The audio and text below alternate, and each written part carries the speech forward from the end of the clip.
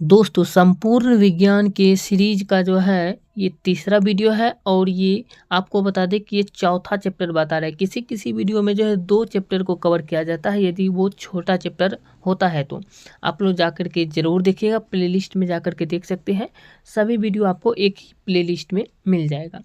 तो यहाँ से है, इस चैप्टर का नाम है, देख सकते हैं, विज्ञान की प्रमुख शाखाएं। और इस वीडियो में विज्ञान की प्रमुख शाखाएं इस चैप्टर को कंप्लीट कवर करेंगे। जैसे कि यहाँ पे देख सकते हैं, मानव प्रजातियों का अध्ययन क्या कहलाता है, तो ये एंथ्रोपोलॉजी कहलाता है।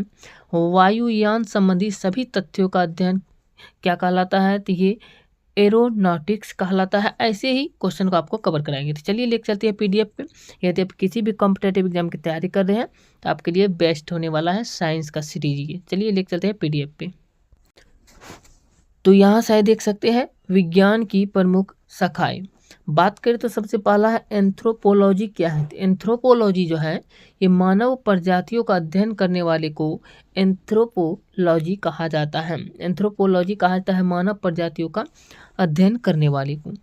अगला बात करें तो अगला कहा जाता है एस्ट्रोलॉजी। क्या है? तो विभिन्न ग्रहों का मानव जीवन पर प्रभाव का अध्ययन करता है जो है उसी को एस्ट्रोलॉजी कहा जाता है। यदि कोई पूछा जाए क्वेश्चन कि विभिन्न ग्रहों का मानव जीवन पर प्रभाव का अध्ययन करने वाले को क्या कहा जाता है, तो उसे एस्ट्रोलॉजी कहा जाता है।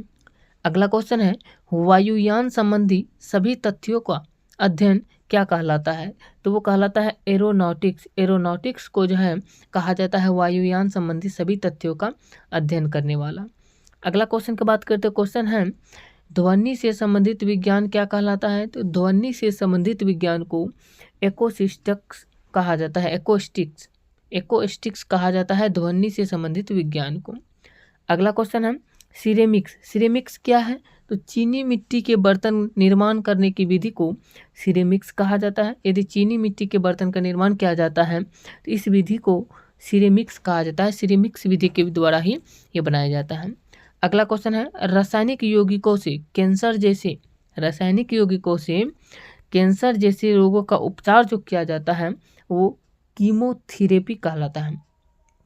उसे कीमोथेरेपी कहते हैं। कीमोथेरेपी के द्वारा ही रासायनिक यौगिकों से कैंसर जैसे रोगों का उपचार किया जाता है।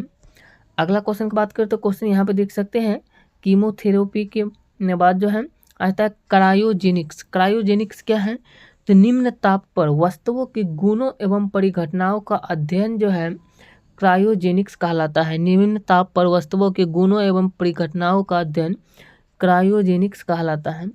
अगला क्वेश्चन की बात करते हैं, यहाँ पे देख सकते हैं क्वेश्चन कहा जा रहा है, यहाँ पे दिया गया है।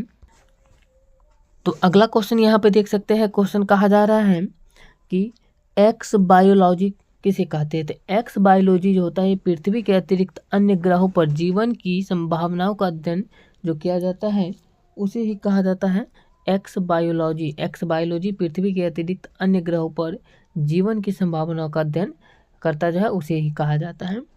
अगला क्वेश्चन है, सौंदर्य शास्त्र का अध्ययन क्या कहलाता है, तो सौंदर्य शास्त्र का अध्ययन एस्थेटिक्स कहलाता है। सौंदर्य शास्त्र का अध्ययन एस्थेटिक्स कहलाता है। अगला क्वेश्चन है, जंतुओं के व्यवहार के अध्ययन का विज्ञान इथोलॉजी कहा जाता है। जंतुओं के व्यवहार के अध्ययन करने वाले विज्ञान को इथोलॉजी कहा जाता है। अगला क्वेश्चन की बात करते हैं, क्वेश्चन है, शिलालेख संबंधी ज्ञान का अध्ययन क्या कहलाता है, तो शिलालेख संबंधी ज्ञान का अध्ययन करने वाले विज्ञान को एपिग्राफी कहा जाता है। एपिग्राफी।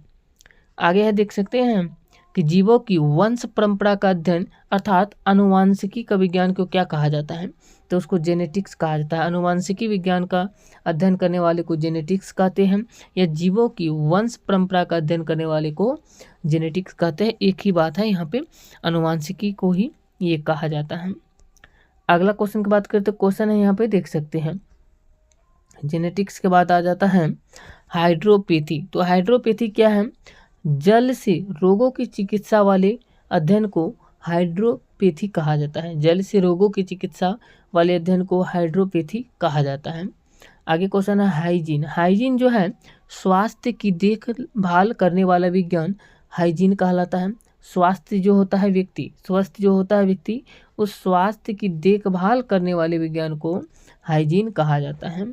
अगला क्वेश्चन है देख सकते हैं, होलोग्राफी। होलोग्राफी क्या है, तो लेसर पुंज से त्रिमिमीय चित्र बनाने वाली एक विधि है जिसे होलोग्राफी कहा जाता है। होलोग्राफी लेसर पुंज से त्रिमिमीय चित्र बनाने वाली एक विधि का नाम है। अगला है, देख सकते हैं क्वेश्चन कि समय मापने से संबंधी विज्ञान को क्या कहा जाता है। तो समय मापने से संबंधी विज्ञान को होरोलॉजी कहा जाता है।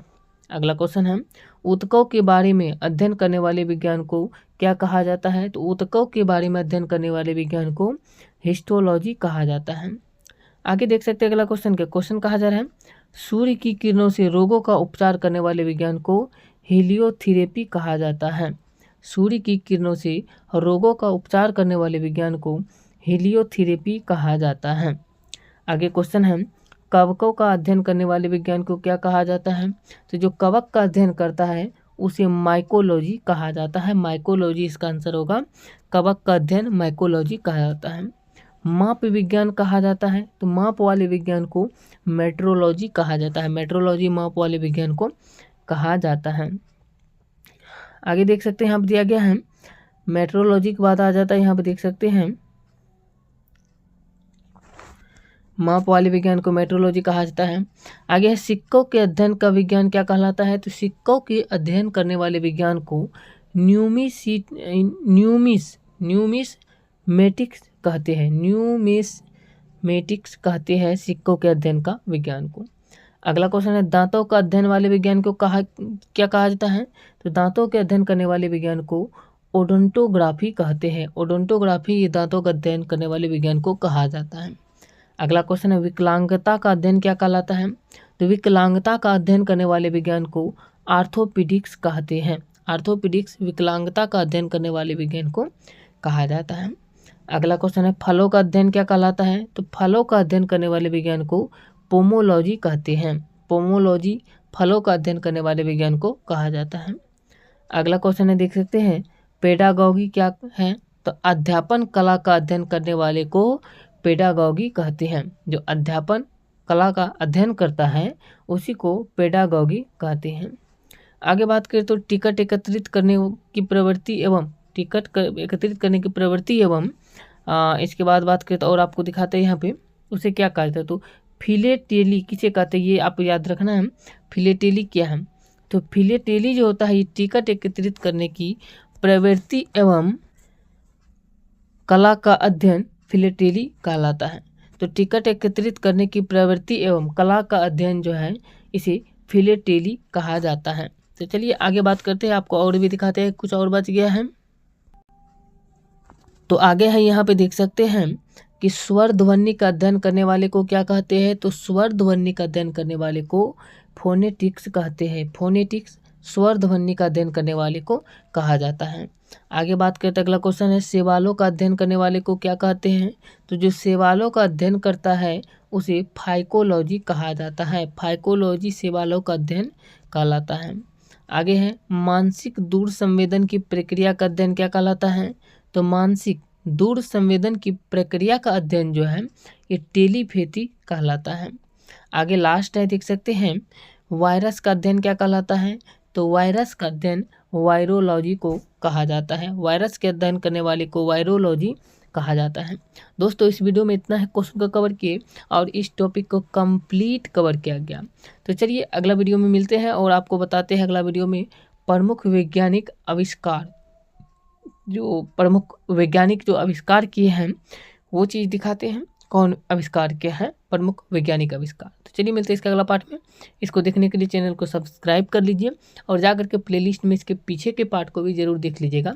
साइंस का ये सीरीज को जो है कंप्लीट साइंस का सीरीज कवर कराएंगे और बिल्कुल आसान शब्दों में आपको याद हो जाएगा। देख सकते हैं किस तरीके से दिया गया है। और PDF के लिए टेलीग्राम का लिंक डिस्क्रिप्शन में, वहाँ से आप लोग जुड़ सकते हैं। जय हिंद।